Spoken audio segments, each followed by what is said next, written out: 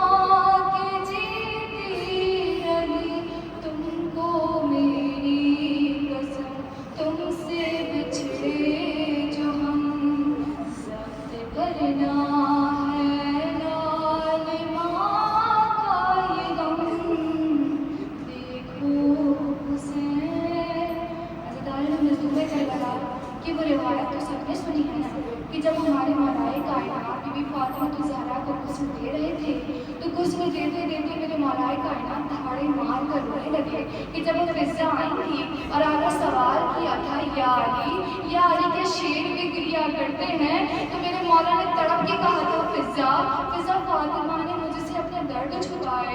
अरे फातिमा का पहलू शिकस्ता था।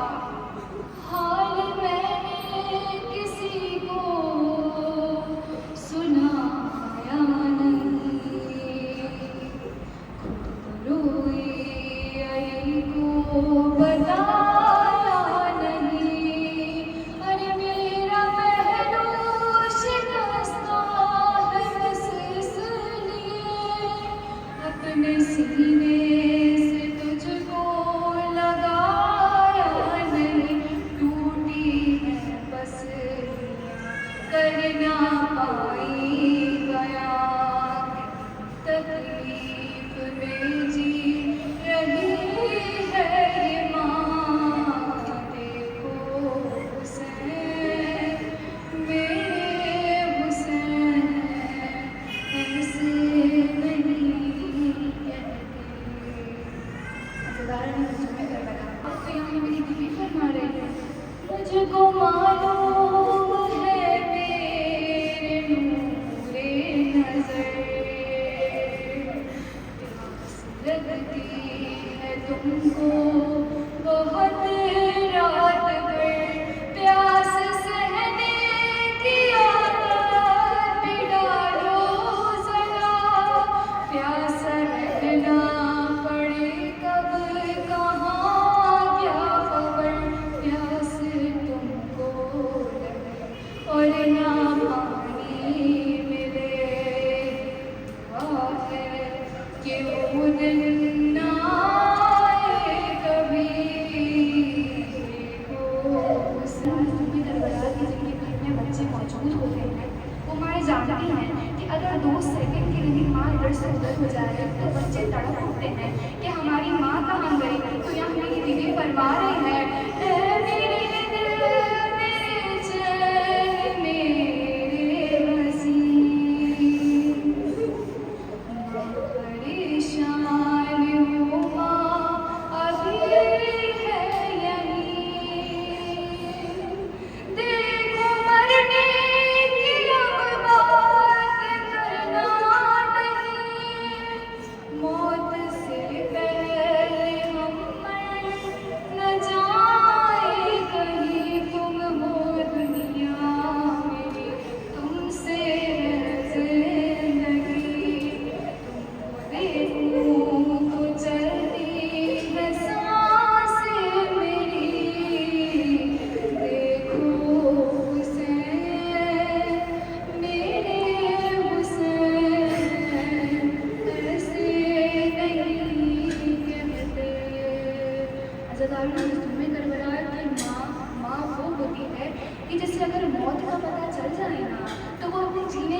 इसलिए मांगी थी कि कहीं ऐसा ना हो कि मेरे बाद मेरा बच्चा मिल जाए, कि कहीं ऐसा ना हो कि मेरे बाद मेरे बच्चे का कोई ख्याल रखने वाला ना हो। मेरी बीवी फरमाती है, तुमको खाना भी मिर्जा खिलाएगी और सवेरे वही मुँह धुलाएगी। तुम जहाँ जाओगे साथ जाएगी वो, साथ माँ की तरह वो निभाएगी। अब पालेगी अब कोई जिद ना करना कोई, खुश रहोगे तुम आपको भी होगी खुशी। देखो हुसैन मेरे हुसैन ऐसे नहीं कहते। अज़ादारों में करबला खुदा किसी को भी वो दिन ना दिखाए। टूटे टूटे कफन फातिमा ने कहा, आजा मेरी जान तुझ पे कुर्बान मां। जब हुसैन आके लेटे तो बोली मां, देखो हुसैन मेरे हुसैन। जनाजा उठा फिर ना आई सदा, मेरे हुसैन।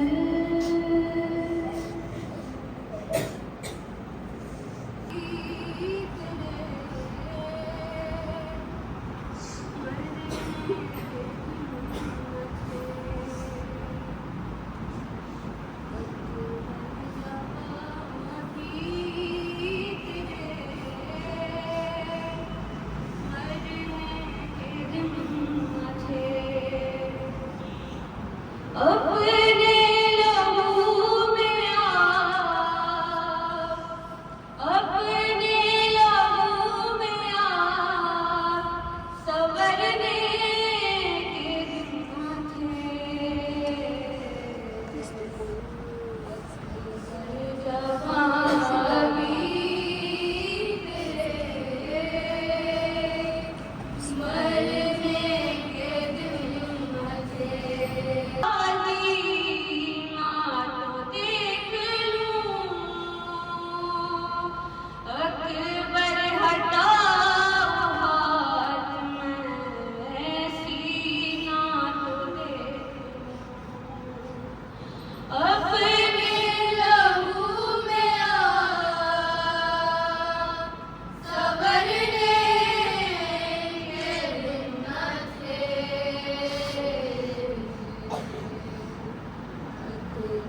जहाँ भी तेरे मरने के दिन थे। तुम क्या गिरे हो मत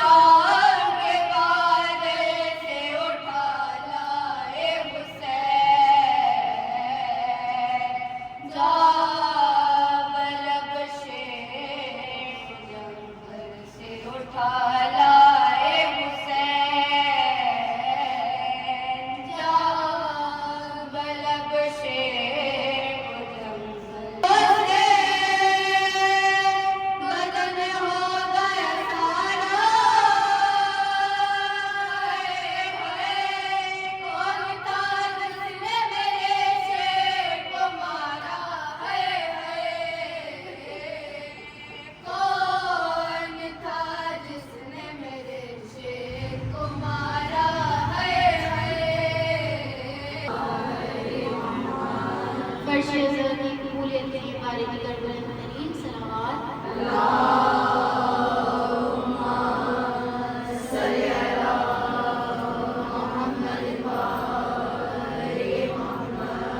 सूरह मुबारकातुल फातिहा।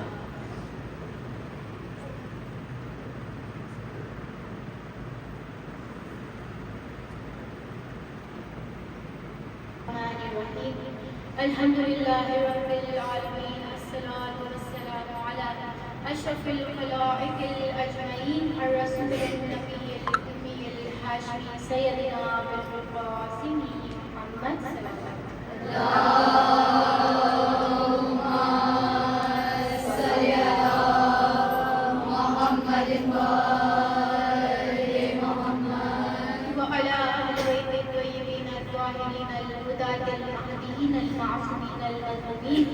वल्लानतु दाइमतु वला दाइतीनी अजमईन अम्मा बाद फक़द क़ाल अल्लाहु तआला अज़ा इस्मुहु फ़ी मुहकमे किताबे व मुत्तक़ीने किताबिहि सलावत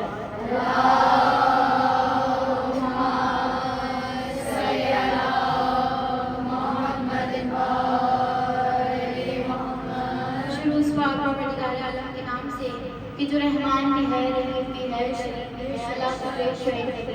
परवरदिगार आलम कि जो मुझे और आपको 70 माओं से ज़्यादा जाने वाला है, कि जिसने मुझे और आपको अपनी बेशुमार नेमतों से नवाजा है, सबसे बड़ी नेमत की दर आले मोहम्मद से वाबस्ता किया, एक ऐसे दर से वाबस्ता किया कि जहाँ कोई सवाली भी आ जाए तो मालिक कि अल्लाह के अज़ल साहिब कुल मालिक की हस्ती, मैं तेरे लिए हर्फ जली सोच रही हूँ और 1400 बरस बीत गए इस दस्ते सुमन में, क्या है अभी तक यही सोच रही हूँ कि अव्वल से भी अव्वल है तो आखिर से भी आखिर, कब से है कहाँ तक है खबर भी न खबर है, और रखता भी नहीं कान मुँह सुनता है दुआएं, आँखें नहीं मगर हर एक शय पे नजर है, और है इतनी तनावर तेरी सरहद से फसीले, बाजू में तेरी कामती मेरा कभी नहीं है, और सोचो बहुत सोच समझ के यही सोचा इतरात की तो हद है तेरे कोई हद नहीं है, और महमूद है इतना कि तेरी हमद मोहम्मद आला है इतना कि अली से भी बड़ा है, और ये हुस्न है तेरा कि तू हसनैन का रब है, फातिह है फातिमा ज़हरा का खुदा है, मोहम्मद वाले मोहम्मद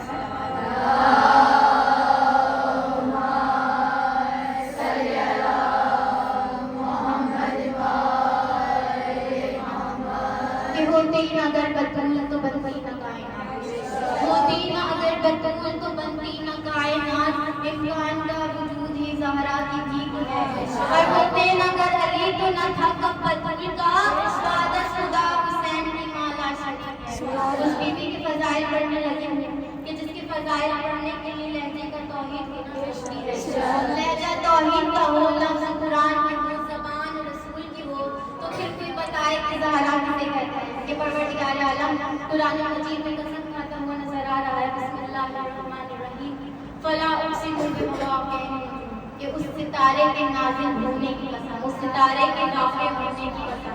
अब कोई मुझे बताए कि दहलीज़ सैयदा के सिवा या दहलीज़ पंजतन के सिवा कोई ऐसी दहलीज़ है जहाँ सितारे वाक़िअ होते हों, जहाँ सितारे नाज़िल होते हों, और फिर कोई सलमान से पूछ ले कि सलमान सुबह होते ही अपनी दाढ़ी से दहलीज़ सैयदा की झाड़ू क्यों लगाते हो, तो सलमान कहते हुए नजर आता है कि सलमान झाड़ू नहीं लगाता, बल्कि रात को जो तारे अर्श से दहलीज़ सैयदा पे सजदे में आके गिरते हैं, सलमान अपनी दाढ़ी से उन सितारों को समेटा करता है कि भाई सितारे जब भी आए हैं इन्हीं के दरवाजे पर आए हैं, इन्हीं की दहलीज़ पर आए हैं, और उन सितारों में सबसे बड़ा सितारा देखा जाए तो वो भी इसी दहलीज़ पे आया। जब आया तारीख में देख लेते हैं कि खुदा ने जिसे सैयदा के रिश्ते के लिए दरवाजे यहीं पर भेजा था, कोई शख्स नहीं था, खुदा ने कहा मुझे कोई ऐसा चाहिए जो दरवाजा मिनल-मुमिनीन पर सैयदा के रिश्ते का पैगाम लेकर जाए।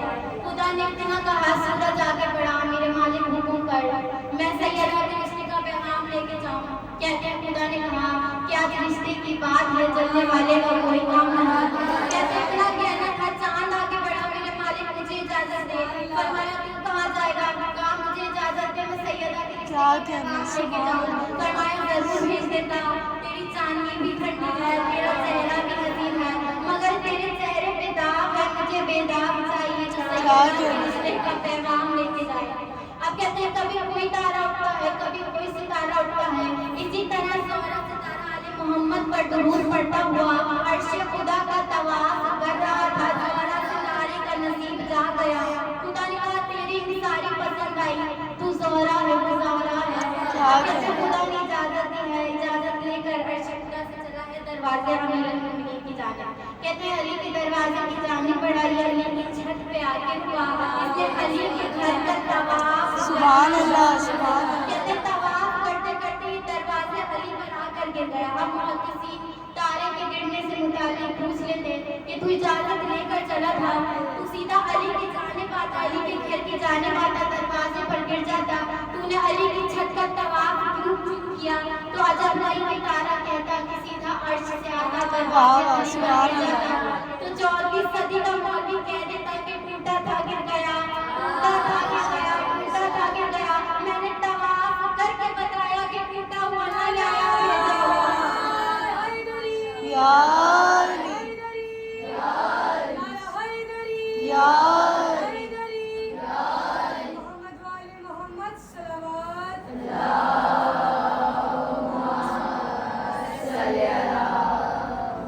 उससे ज़्यादा मोहब्बत हमें फातिमा से है। कहते हैं आप ये ना समझिए कि मैं सिर्फ अली की वजह से, अली की तरफ से हूँ, मैं फातिमा की तरफ से हूँ। तो शायद क्या कहा कि मुर्तज़ा को खानज़ादा रब्बे अकबर देखकर, मुर्तज़ा को खानज़ादा रब्बे अकबर देखकर बिहारी बेटी पैगंबर ने पढ़ा कर देखकर। कहता है और वाहिद निगाह है कि जो 2 बार हुआ है, 2 बार अर्श पे, दूसरी बार फर्श पे। इसलिए जनाब सैयदा की नस्लें भी 2 तरह की हैं, एक अर्शी नस्ल है, एक फर्शी नस्ल है। अर्शी नस्ल मासूमीन है, फर्शी नस्ल सादात है। फैज़ान मदन जब नबी इमाम से किसी ने पूछा कि मौला आपकी जद फातिमा का खुदा ने अर्श पे क्यों पढ़ाया, आखिर आपकी जद फातिमा है कौन? तो इमाम ने फरमाया मुझसे पूछ तो मेरी जद फातिमा कौन है? ये वो है कि जिन पर मैं मिंबर पे से भी पढ़ता हूँ, मुसल्ले में से भी। मेरी दादी फातिमा इस्मत का सहीफा है और मौलवी जान ले कि सहीफे पैदा नहीं होते, सहीफे नाज़िल हुए जाते हैं। फरमाया मेरी दादी वो है कि जो तहारत को पाक करती है। फरमाते हैं मेरी दादी वो है कि जिनके दरवाजे का मिस्कीन जिब्राइल है। हज़रत सैयदा से इनकार करने वालों से पूछा जाए कि जिब्राइल कौन है तो यकीनन यही जवाब देंगे कि जिब्राइल अफ़ज़लुल मलाइका है, उस्तादुल मलाइका है। तो मैं कहती हूँ जो अर्श पे सबसे आगे बैठता है, ज़हरा के दरवाजे पे सबसे पीछे बैठता है। इमाम फरमाते हैं मिकाईल मेरी जद फातिमा के दरवाजे का भिखारी है। तो भाई अब मिकाईल कौन है कि जहाँ जहाँ खुदा की सांस ले रही है, रिस्क पहुंचाने की जिम्मेदारी मिकाईल की है। खुदा कह रहा है मिकाईल पूरी कायनात को रिस्क बांटता है। इमाम फरमाते हैं मेरी दादी से मांगता है। ये सारे मोहतरम और फिर बात अगर हक़ ज़हरा की आए, महर ज़हरा की आए, तो कायनात में किसी ऐसी बेटी को, किसी भी बेटी को ऐसा महर ना मिला जैसे मेरी शहज़ादी फातिमा कि जब छठे इमाम से किसी ने पूछा मौला आपकी दादी फातिमा का महर क्या था? इमाम ने फरमाया वो जो तुमने सुना है ना 5 दिरहम, वो फर्शी महर था। इमाम ने कहा अर्शी महर मैं बताता हूँ क्या था। फर्श पे 5 दिरहम जनाबे अमीर ने अदा किया। अर्श पे जब परवरदिगार आलम ने मौलाए कायनात से पूछा अली ज़हरा के महर में क्या देंगे? कहते हैं पूछा ज़हरा के महर में क्या देंगे? कहा परवरदिगारा तू खालिक है जो फैसला कर दे। कहा फिर ज़मीन का 3रा हिस्सा ज़हरा के महर में, जन्नत का 14 हिस्सा ज़हरा के महर में, जहन्नम का 5वां हिस्सा ज़हरा के महर में। तो जिसे चाहे भी जन्नत भेज दे, जिसे चाहे जहन्नम में भेज दे। तो मोहम्मद वाले मोहम्मद सल्लल्लाहु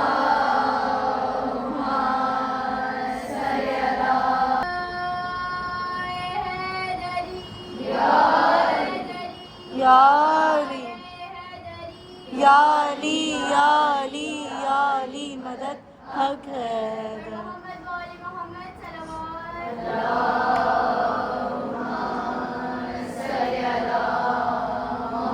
लानत आके गई कहाँ लानत को तलाश करो तो मालूम हुआ बाद रसूल की बेटी किसी दरबार में गई थी। उसने गवाहों को मांगा था। बीबी ने वो गवाह पेश किए जो मुकाबला में मौजूद थे। उसने उन्हें गवाहों को झुठलाया। बीबी वापस आ गई। अब मालूम हुआ कि बीबी हक मांगने नहीं गई थी, शहजादी हक मांगने नहीं गई थी, बल्कि वो लानत उसके वारिस के घर तक पहुंचाने गई थी। शहजादी मोहतरम कोई आम बीबी नहीं है, कौन है? शहजादी फातिमा, ये मलका निसा है।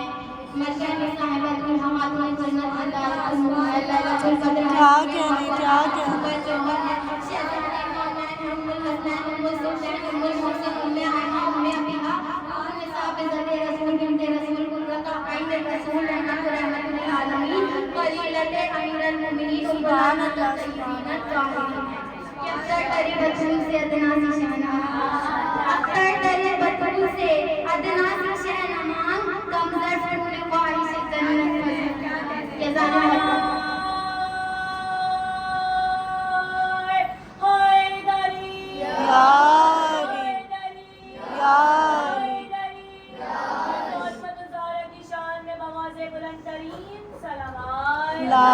अल्लाहुम्मा सल्ली अला मुहम्मदिन व आले मुहम्मद।